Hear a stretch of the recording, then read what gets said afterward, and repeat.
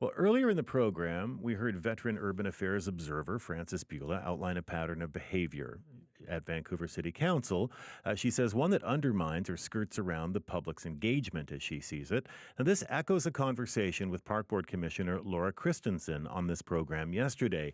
And Christensen pointed to two moves by the ABC majority last week, one to suspend the work of Vancouver's Integrity Commissioner, and another one to reverse a ban on gas heating in new construction, both of which, she says, were rushed through without proper consultation.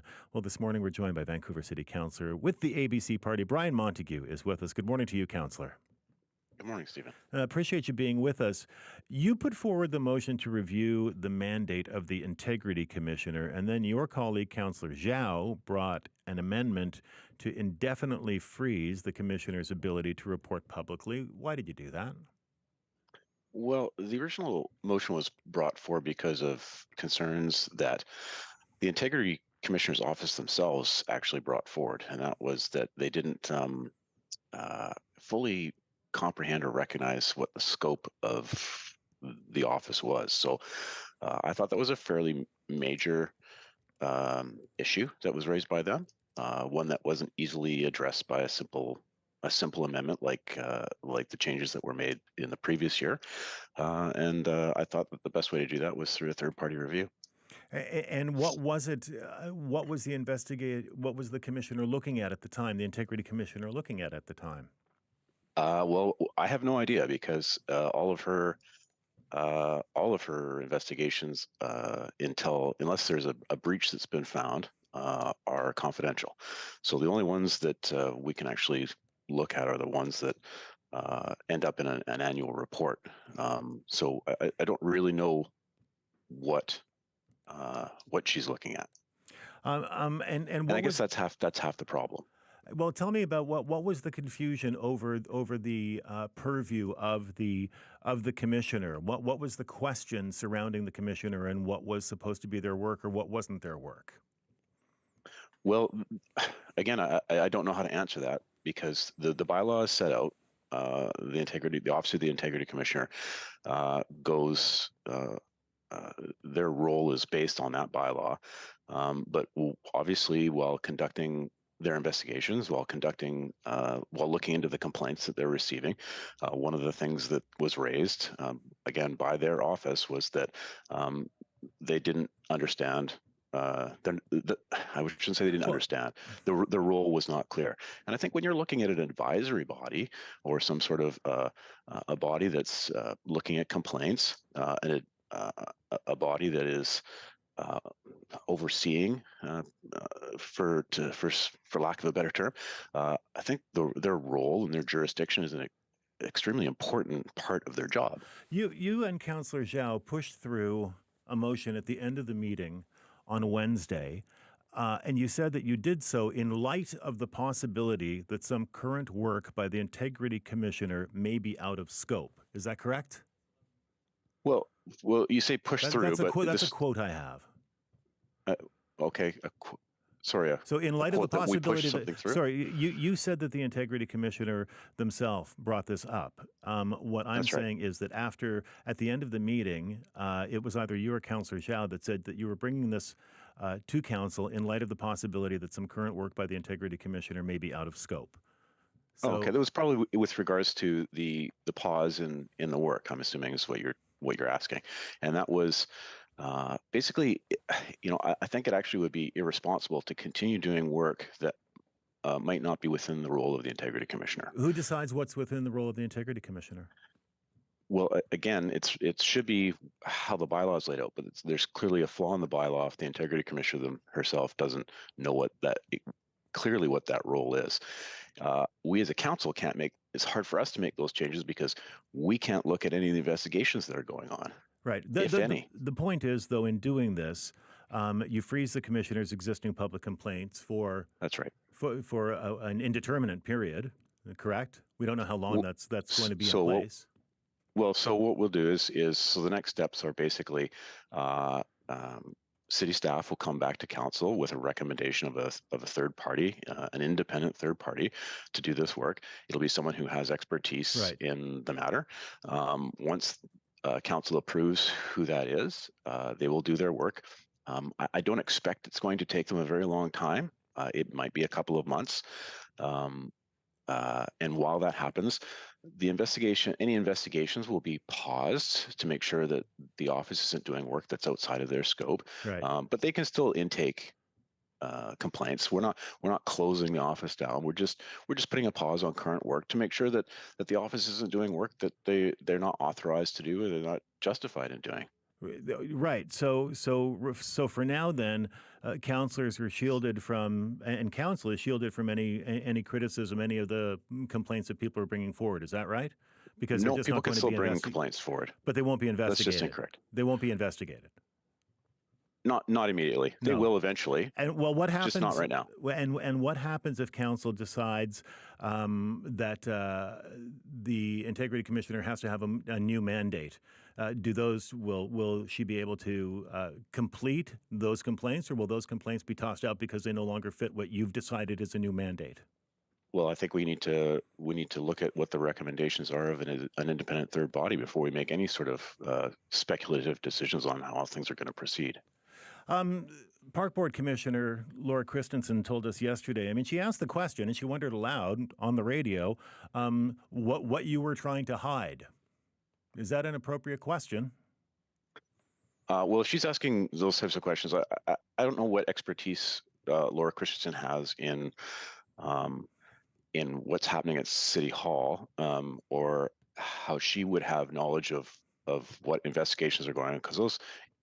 She doesn't have knowledge of. She didn't suggest that she had knowledge of investigations that were going on. She suggested that this move by council, this move by you and Councillor Zhao to suspend the work of the commissioner, may have come for some reason that hasn't been made public.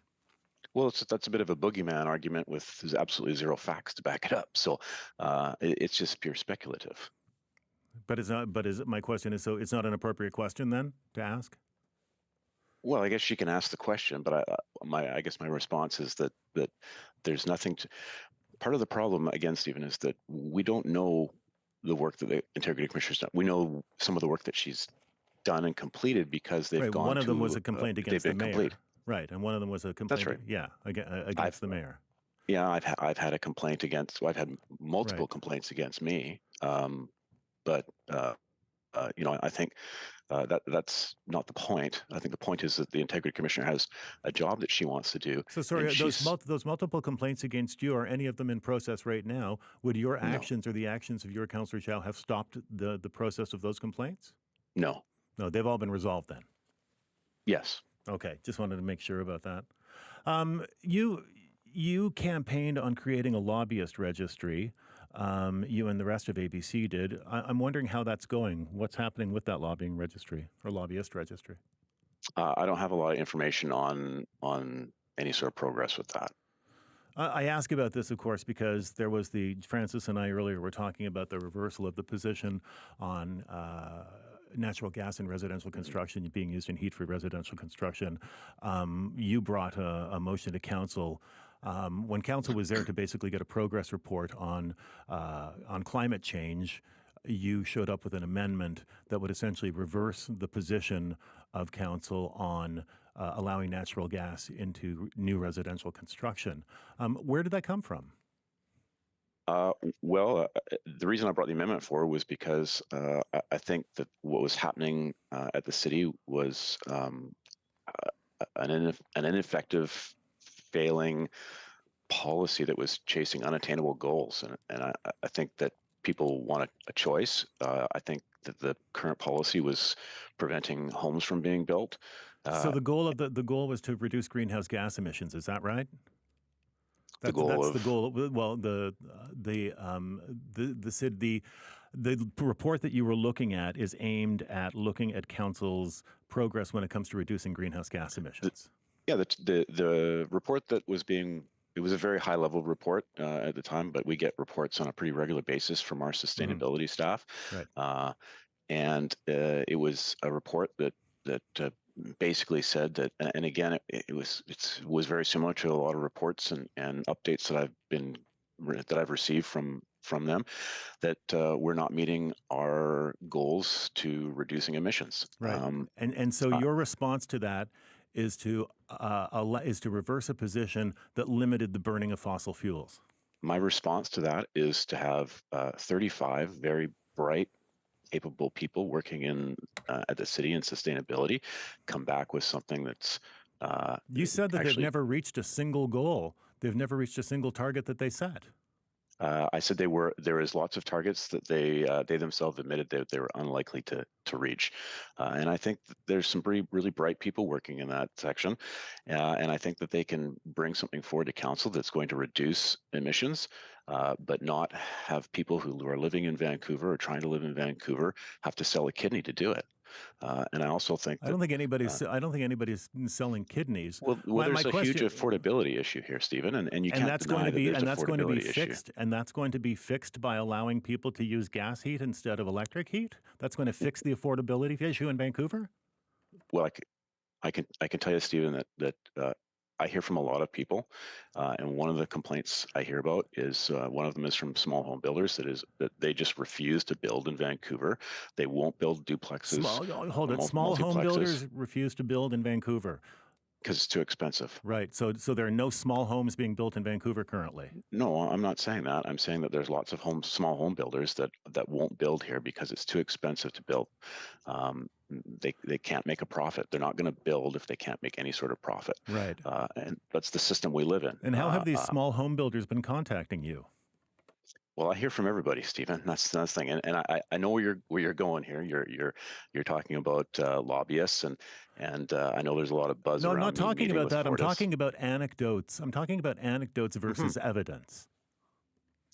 Yeah, well, I get a lot of I hear from all kinds of people. I meet with people. I talk to them on the phone. I get hundreds and hundreds of emails every day. I hear from developers. I hear from small home builders. I hear from small business. I hear from seniors groups. I hear from youth groups.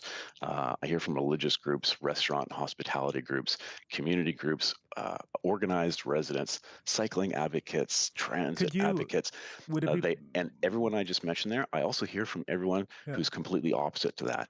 They Well- all have problems and they all want something. Right. And I have to objectively look at what the information I have in front of me is and make a decision that I think is best. And I made that decision.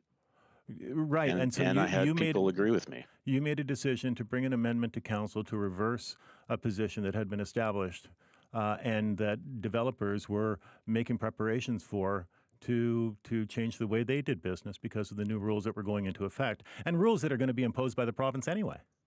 I had an amendment that aligns us with the current rules with the province. That aligns you with the current rules with the province. That's correct. And yeah, we're not doing anything that the province won't allow us to do. I don't. And we're giving people choice, the choice to choose how they heat their homes and heat their water and cook their foods, and how much they pay to do that. Councillor, we are right out of time, unfortunately. We're going to have to leave it there. I'd love to continue the conversation if we could. I feel like we just got started. All right. Thanks, Stephen. All right. Thank you very much. Appreciate your time.